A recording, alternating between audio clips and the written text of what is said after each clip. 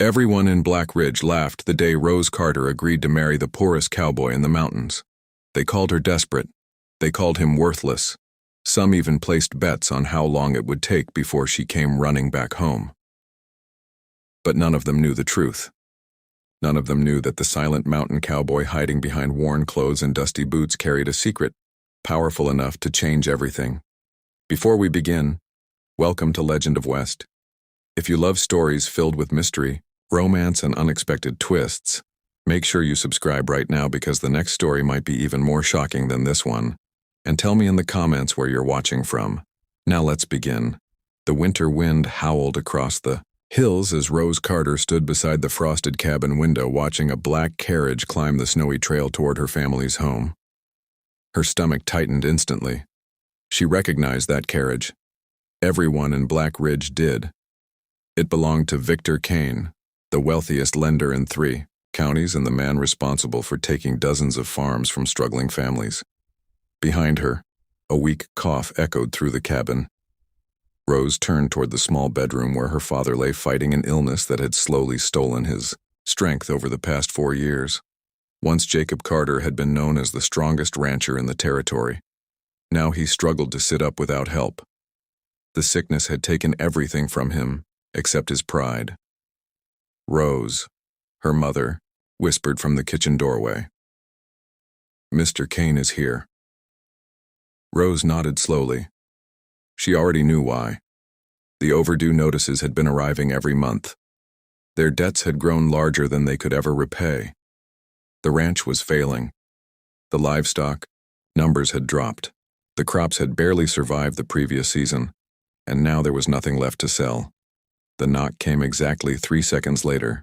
Firm, confident, certain. Rose opened the door before her mother could. Victor Kane stood outside wearing an expensive wool coat lined with fur. Snowflakes clung to his shoulders. His cold gray eyes scanned the cabin before returning to her face. "Miss Carter," he said, "I trust you've discussed the situation with your family." Rose crossed her arms. "You already know we don't have the money." A faint smile touched his lips. "Then you know why I'm here."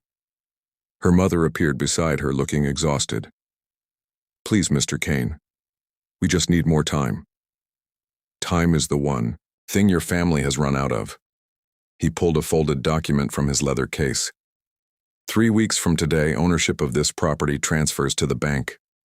The words felt like ice spreading through Rose's chest. 3 weeks. After that they would lose everything. The cabin, the land, even the graves of her grandparents buried behind the hill. Victor tipped his hat and turned away. "Good day, Mrs. Carter. Miss Carter." By sunset, the entire town knew. News traveled fast in Black Ridge. People whispered behind store windows. Some offered sympathy. Most simply watched. Nobody wanted to help a family already sinking.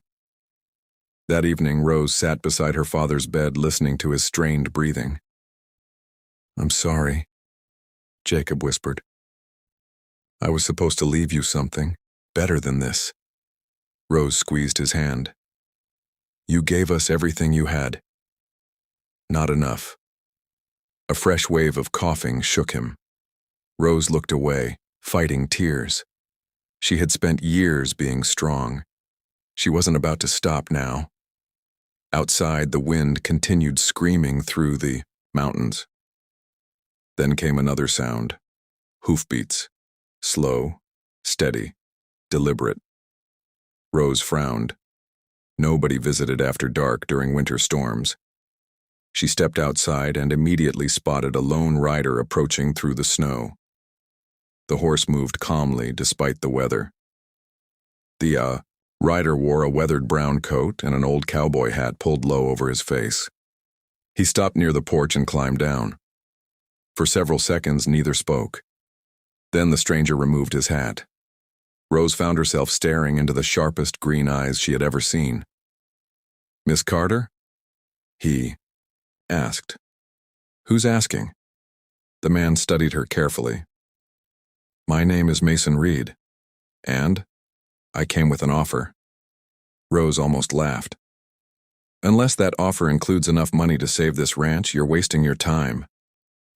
Something unexpected appeared in Mason's expression. Not amusement, not surprise, recognition.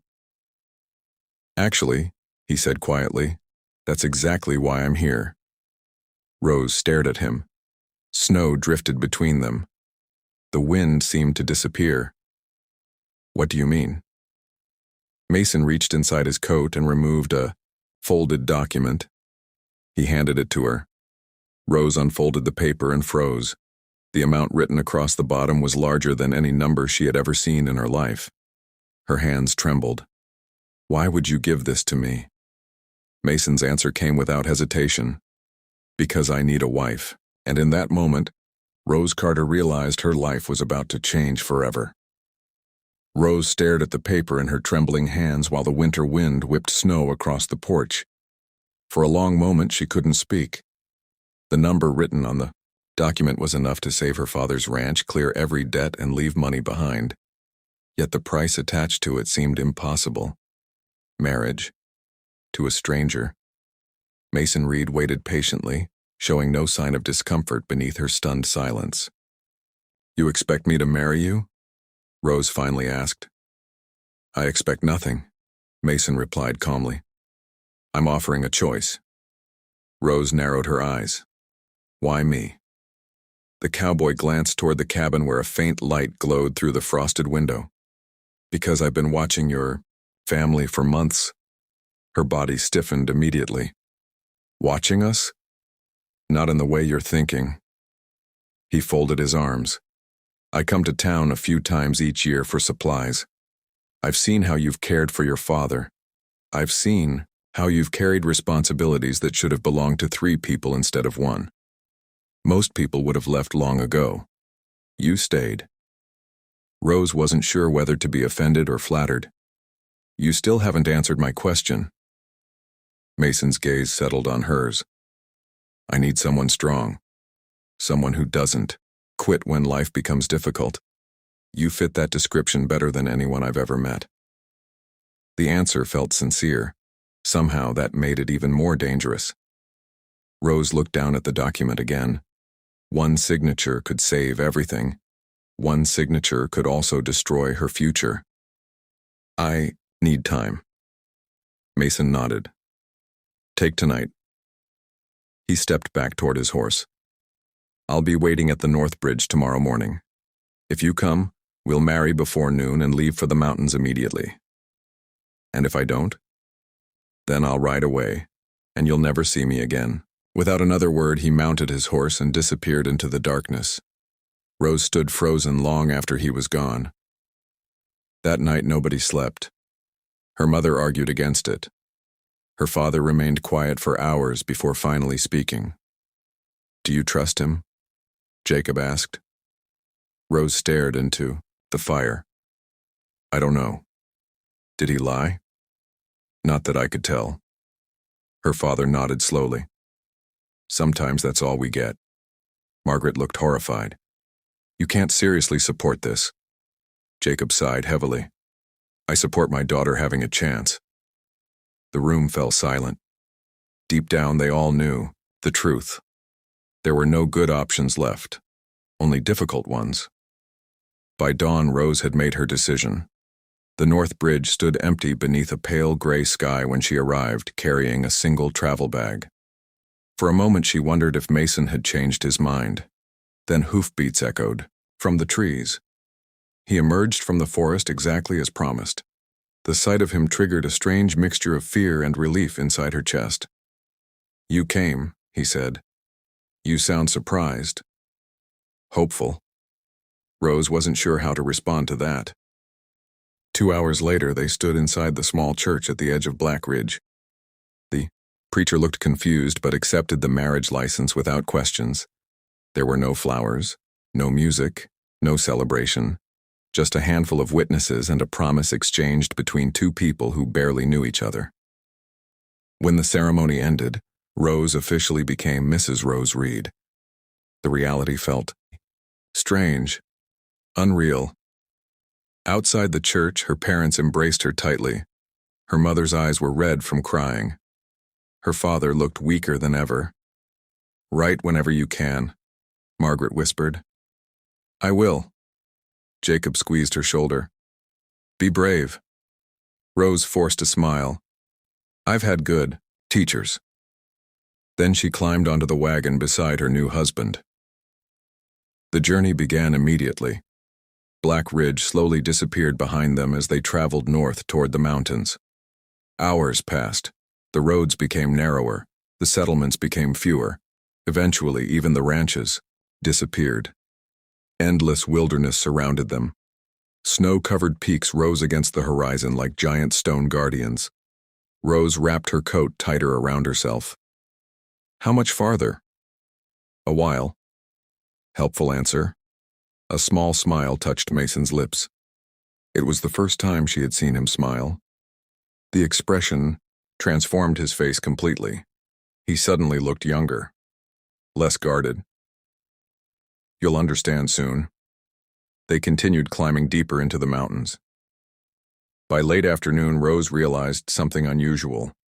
The trail they followed wasn't shown on any map she had ever seen.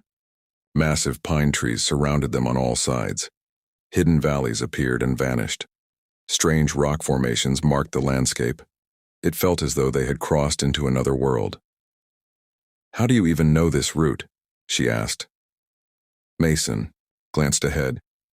"My family has known these mountains for generations." "Family?" "You'll hear the story eventually." That answer only created more questions. The sun was setting when they reached a narrow canyon. Towering cliffs rose on both sides. Rose frowned. "There's nothing. Here. Keep looking." The wagon rounded a final bend. Rose's breath caught instantly.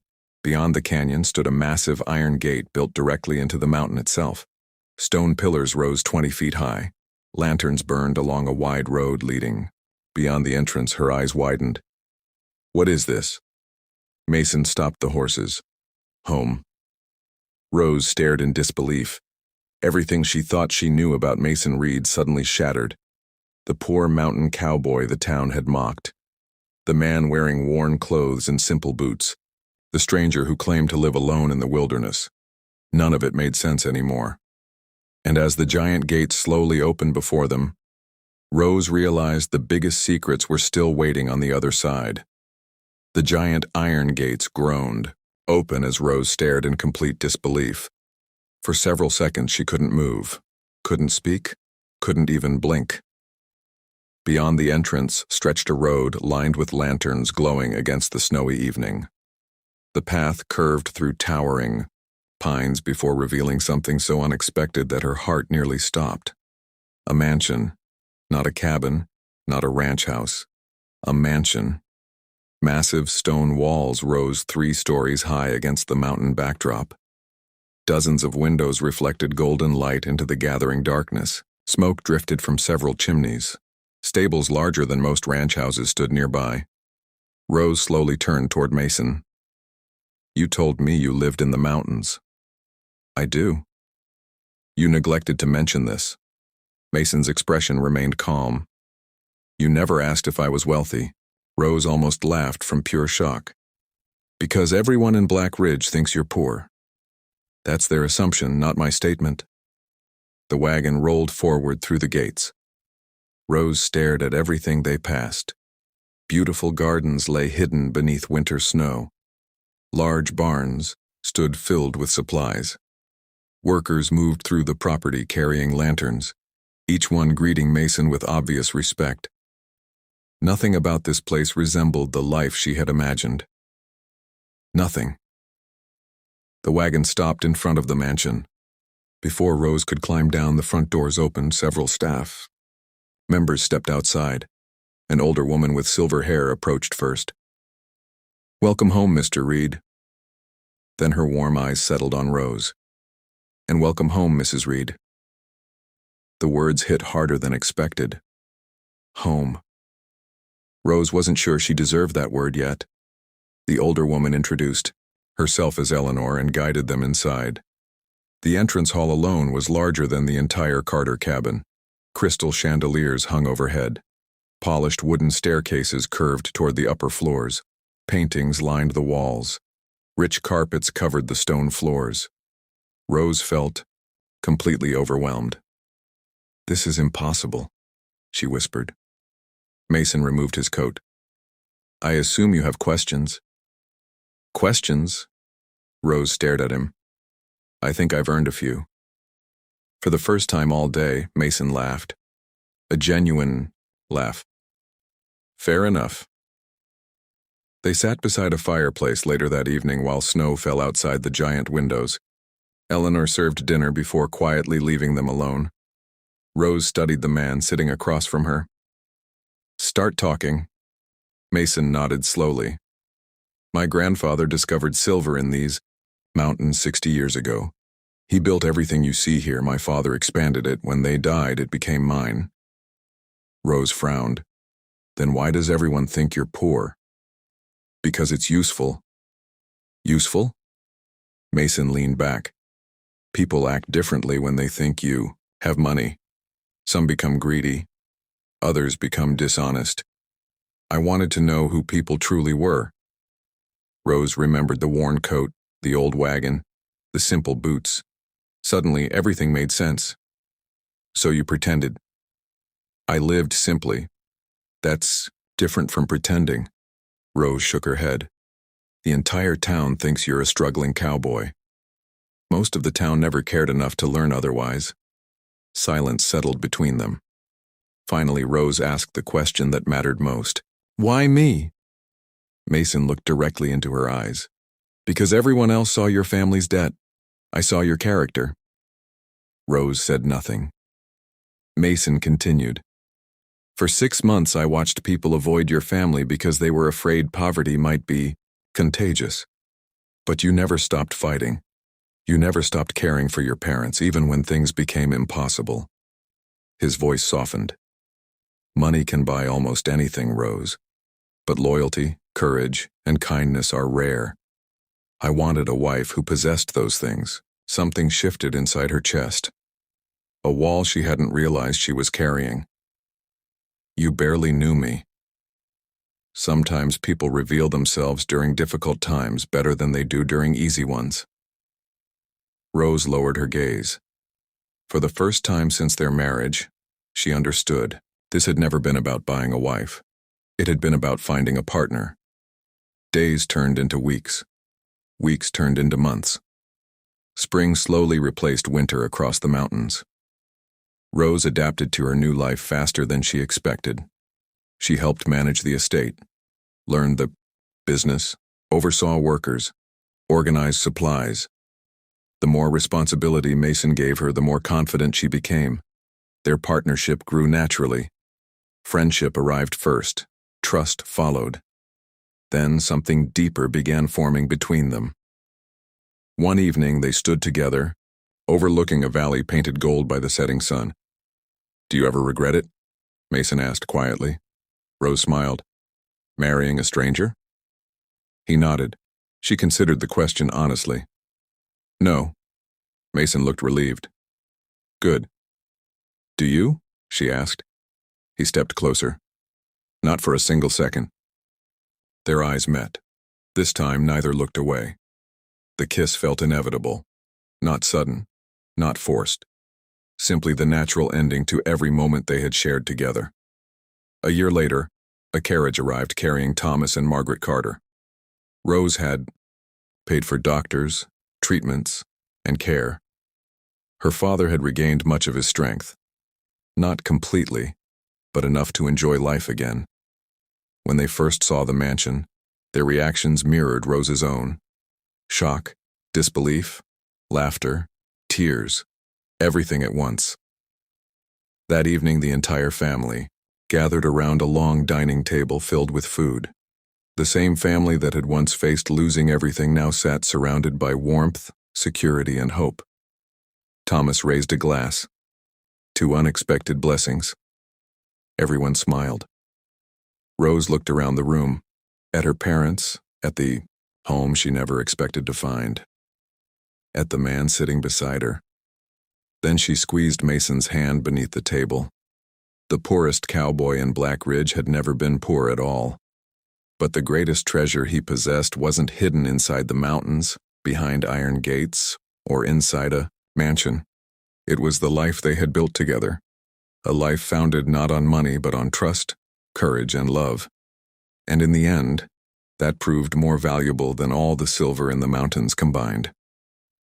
Thank you for watching on Legend of West. If this story touched your heart, subscribe to Legend of West right now because another unforgettable Western romance is coming soon, and you won't want to miss it.